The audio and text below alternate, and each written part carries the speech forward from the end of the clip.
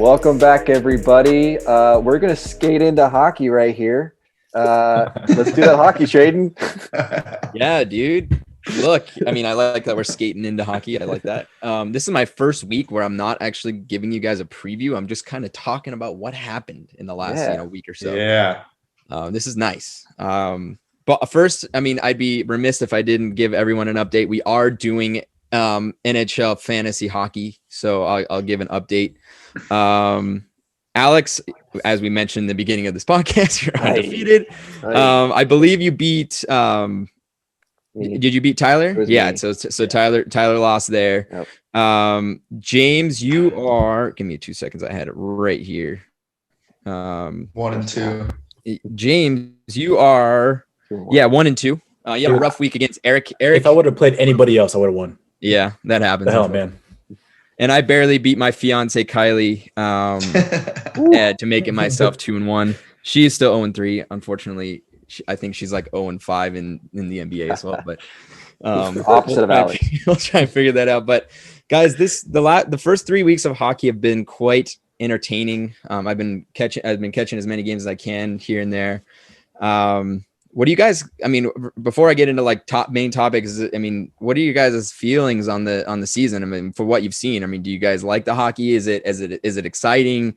Are the fans just something that's kind of jarring to you, or, what are your thoughts? I like hockey. Yeah. I'm just happy to have hockey back, honestly. Yeah, same. Yeah. It's very refreshing. Seeing the Kings play, they're playing all right. Like I think I mentioned that other day. I'm really excited for this first Kings-Ducks game for the first time in a long time. Those are always fun to watch. They are. Not having fans kind of sucks. I think having fans on the glass and stuff really makes hockey, like watching hockey at home, like that much better. But it's just great to have hockey back. I agree. Hockey expert, real fast. Yep. What do the Ducks need to do to score goals? They've scored 2 power play goals. Good offense. Look, you guys have 4 or 5 kids that are 22 on still entry level contracts. You do have the best goalie probably in the game right now. He is my MVP right now because he's keeping you guys in games. But here's the reality, man. Over half of your games have been 1-goal games against some really, really good teams. And it's not like you're the Ottawa Senators that are getting blown out. They have a negative 22 goal differential. You guys do have a minus 11, but it's also because you last 2 games lost. They're on their way, and those 1-goal games hurt. I mean, look, the goals are going to come. You guys are playing defensively fairly well. I mean, at the end, you're not letting in a lot of goals. I think that you got to give you and your Ducks a little bit of slack because look, you guys are in a rebuild year. You guys have the best goalie. He's playing fantastic, but the goals just aren't there yet. But you got to maintain, as we went back to this discussion, you have to maintain the defensive side and the goals will just come. I would just say it's going to be okay. No TLDR bumps for the Ducks, especially right before they play the Kings. What the fuck is this? Now. It could be a TLDR dump. We don't know yet. Yeah. All right. Well, getting into some news around the league. I know this is kind of stale news, but here Luc Dubois of the formerly with the Columbus Blue Jackets was traded to Winnipeg for Patrick Laine and Roslovic from Winnipeg. Alongside Pierre-Luc Dubois, there was a pick that went with it. But the big news was the fact that he did come out, as James mentioned a few podcasts ago, he did come out asking for a trade. It kind of spiraled out of control a couple weeks ago where he was given, on his, I think it was like a third shift of the game. He had 4 minutes and some seconds of ice time. And on his last shift of the game, I saw what I never thought I would see in a professional hockey player, especially one that as young as he is. He had one of the most ridiculous shifts I've ever seen. He was lackadaisical. He did not care. He was not playing for his team. John Tortorella was absolutely furious, as he should be, and benched him for the rest of the game. And then that's where it kind of spiraled out of control, kind of put this trade in hyperdrive, and that deal was done. But that aside, I look at Dubois and how he asked for a trade, and it kind of looks similar to what happened in the NBA with James Harden earlier this year. And we're starting to see a lot more players around all the leagues kind of start to ask, their teams for trades when they're kind of in a disgruntled state. So, most recently in the NFL, we saw Deshaun Watson ask for a trade. And he's gone so far as to, completely remove the Texans from his social media. He's so upset with them. We've also in the NHL, we've seen Sam Bennett recently ask for a trade from Calgary, and Victor Mete from Montreal has also asked for a change of scenery. But James, I just wanted to ask, it seems like I know that players in the past have asked for trades, and we've, it is what it is, but it seems like it's becoming more and more of a normalized thing. I just want to ask, what is your feeling on that kind of trend? And is this something that's going to be kind of a new normal for us in the pro sports? I think it is to a certain extent. The caveat is you have to have you have to be good. Like if you demand a trade and you're a trash player like Rodney Magruder, like it's not happening. You have to have some sort of name value. You have to be good essentially. Otherwise it doesn't matter at all. I think the reason why this is happening now, it's because for two reasons. The first one is that markets don't really matter anymore. Back in the day, like people would play for shit coaches and shit teams if it meant playing for a big market. Like people would go play in New York for the Knicks, and the Knicks were terrible, but it meant they got to play for the Knicks at a big spot, Same with the LA teams. Nobody really wanted to play for Minnesota for basketball, for example.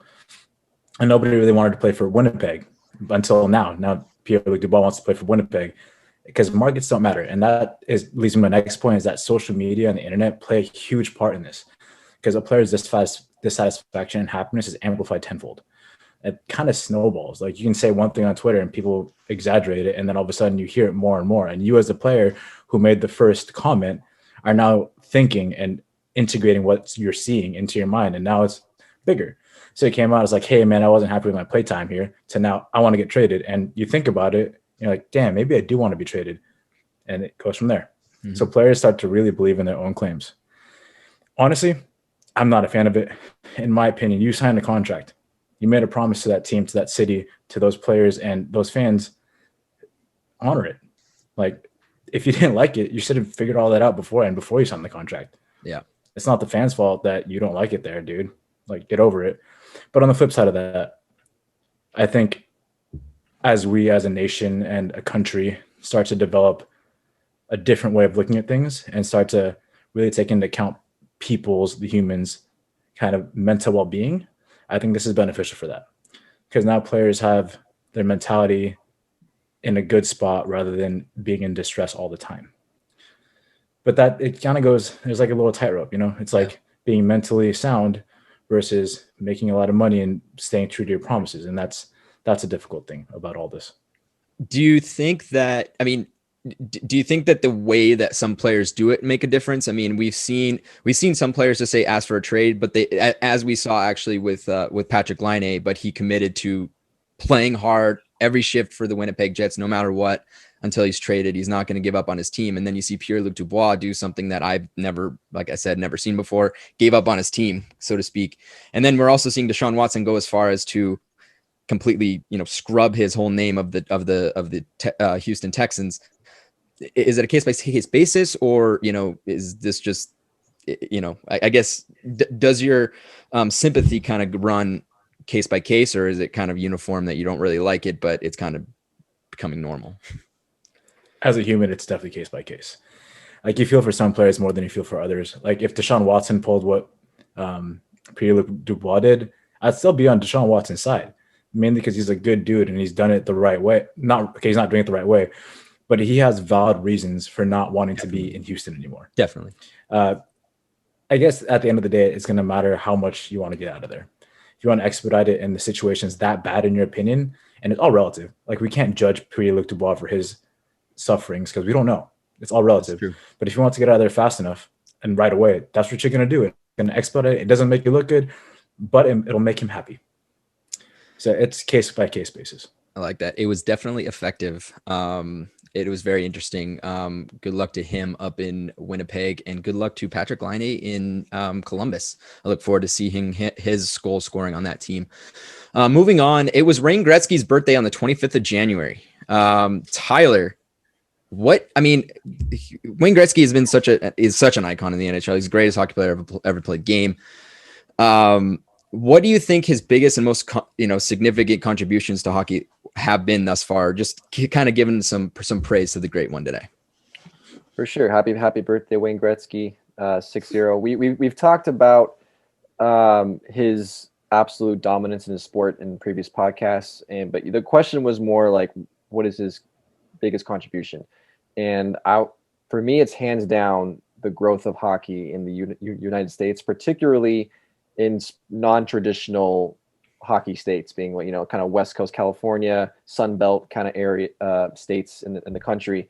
If you look at all the stats of teams that have expanded to those areas and youth participation and just overall participation in hockey in the United States has grown exponentially since his years after he got traded to the LA Kings. After he joined the LA Kings, we saw the NHL expand to places like Tampa Bay, Miami, San Jose, Anaheim, places that you probably would never think. You probably laugh if you said, "Hey, there's going to be a hockey team in Miami." Like in the 80s and 70s, like people were like, "What are you talking about? There's no chance of that." But there is now, and they're doing pretty okay. And then people started to play more hockey. He influenced a lot of people. Like, wow, hockey looks super fun. This guy's carving up the ice. He's amazing. Just a few stats for you. Since he started playing in Los Angeles during those years in the early mid 90s, 15 states saw an increase in hockey participation by 150% or greater, especially headlined by those states that I said are non-traditional. So North Carolina, they saw a 500% increase. Florida saw an 800% increase, and the state of Texas saw a 1,150% increase in hockey. And you're seeing youth teams and teams all over from California winning national championships, which is insane. You're seeing more and more players in the NHL from the United States and places like California, Texas, Florida, places that again traditionally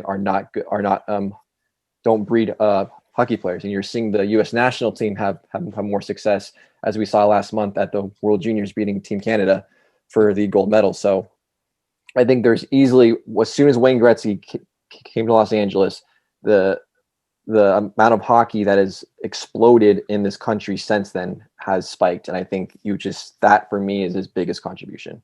Definitely. I mean, August 9th, 1980 will live in infamy in Canada, and will live in, he has a banner in Staples Center as a result of that trade. They're still crying to this day. Look, I agree with you. I mean, it's the expansion. I mean, the expansion of those teams in those Sunbelt states, a lot of them have cups. I mean, the Kings have a cup. The Ducks have a cup. Got two. Tampa, yeah, you're right. They do. Tampa Bay has two now. I mean, Tampa Bay that's just fantastic to me. And also, the growth of players from these areas is also growing. I mean, we have Austin Matthews in the league, and he's from NorCal. I mean, and he's one of the best ever, one of the best in the league right now. I think it's very special. I also want to tip my hat to the way he actually changed the way we play hockey, inspiring more of a team-based play. He was a small guy. He didn't have the strength. So he knew that he wasn't able to combat the fact that everyone's going to be converging on him, because back in the day, you just pretty much dished to the best player and he did his thing. It's kind of, I guess we could say about basketball to an extent, but even probably more so in that you just give it to your best player and he does his thing. But Gretzky just wasn't big enough. So what he did is he involved his other teammates. He started passing the puck around a little bit, making his moves away from the puck to create the space. And that's the kind of hockey that we see today. And if we look at, stats wise between 1982 and 85, his Oilers averaged 423 goals a season, and no team prior to that ever scored 400. So clearly he made an impact on the game of hockey from an actual strategic standpoint.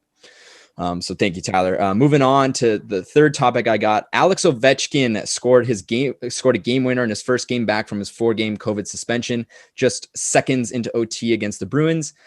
He scored from the damn top of the circles. Like his release is just unbelievable.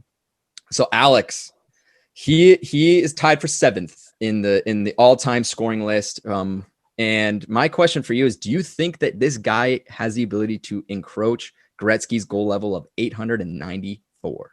Yeah. So I listened to a podcast a couple years ago about this as they were kind of like doing the math and figuring it out. And I think he does have a legitimate shot. And there's a couple of reasons. Number one, he is one of the most durable superstar players in any sport we have ever seen. So, for instance, he turned 30 in 2015. You know, typically we see in sports, you turn 30, you start to decline unless your name is Tom Brady or LeBron James. He's missed, he's missed 4 games since then, since 2015 from injury, not COVID related, not, 4 games. And obviously, we talked about last week or whatever that was, hockey is an incredibly physical sport. He's missed 4 games. Sidney Crosby's missed about 400 in between then. That was a little bit of an overstatement. Am I wrong? Like Crosby's missed a shit ton of games. Basically, similar ratio. Yeah, he's incredibly durable. His scoring it comes in bunches. It comes in different ways. On the power play, he's lethal. He's got one of the greatest shots in the history of the NHL. And then also just the time period that he plays in. The amount of care that the NHL players take on their bodies now, or all athletes, compared to, back, when Gretzky played. I mean, we've heard, Russell Wilson and LeBron James say they spend $1 million a year just to upkeep their bodies. I mean, Ovechkin, is probably not spending that much doing whatever the hell he's doing in Mother Russia. But, the amount of just technology he has, I think he's got a shot. So it looks like he's going to need at least 5 or 6 more seasons to do it, roughly. He scores about 0.61 goals a game. So it's pretty much like a goal every 2 games or so, roughly. So maybe 5 or 6 more seasons. I think it's going to be really close. And unfortunately, if it doesn't happen, one of the reasons could be, the 50-ish games we're losing from the end of last year's regular season to how much we're losing in this year's regular season due to COVID. I mean, that's 20, if he's scoring once every 2 games, that's 25 goals. That's a good chunk of the way there. So I think he's got a shot. I hope he makes it. Ovechkin and Crosby have kind of been like the guys are, for us as in our age group in hockey. And I mean, even Gretzky said, like, I hope he does it. It's great. No one's going to deny that Gretzky's a much better overall player than Ovechkin, but I hope he does it personally. Yeah, I'm with you. I've had my reservations about Ovechkin until his most recent 2018 Stanley Cup win, where he actually learned how to play defense. That said, he is in my opinion, and I think you can agree, he is the greatest goal scorer to ever play this game. Yeah. Like you said, the athletes in general are better nowadays. It's harder to score. Goals come at a premium. And he's only 186 goals away from the top goal scorer, even in an era that is way harder to score in. I think that already puts him in the top echelon of greatest goal scorers ever. I'm with you. I think he can do it. Math says he can, but I think that COVID definitely put a wrench in it. But I'm with you. I think he's gonna make it. Yeah, I mean, maybe he just takes a leaf out of Jaromir Jagr's book and he just plays till he's 45. And there you go. There you go. And here's the thing. I think he can. I think he's going to be more of an impact than Jaromir Jagr is. I mean, I love the guy, but he wasn't much of an impact towards the end there, unfortunately. Moving on to my last point. So Kevin Fiala was suspended by LA Kings Matt Roy. Was suspended due to a hit on LA Kings defenseman Matt Roy. But later in the week, we saw no suspension from Dylan Dubé's hit on Jesperi Kotkaniemi. So Eric, I'm going to give you a quick kind of rundown of what kind of happened and give the viewers kind of a rundown if they haven't seen it. So Kevin Fiala was chasing a dump puck into the defensive zone, to the Kings defensive zone, chasing Matt Roy into the corner. He proceeded to shove Roy from the back, all numbers all the way through. And the Department of Player Safety determined that, Kevin Fiala did shove him from the boards a few feet out, which is, to me, textbook boarding. I mean, that's the 2-minute penalty no matter what. Fiala had complete control of how the play developed. So that came into play. He didn't have to hit him, or he could have changed the way he did hit him. Matt Roy was hurt on the play. And he was given a 3-game suspension for that one. But like I said, this weekend, we saw Dylan Dubé of Calgary lay a hit on Montreal's Jesperi Kotkaniemi.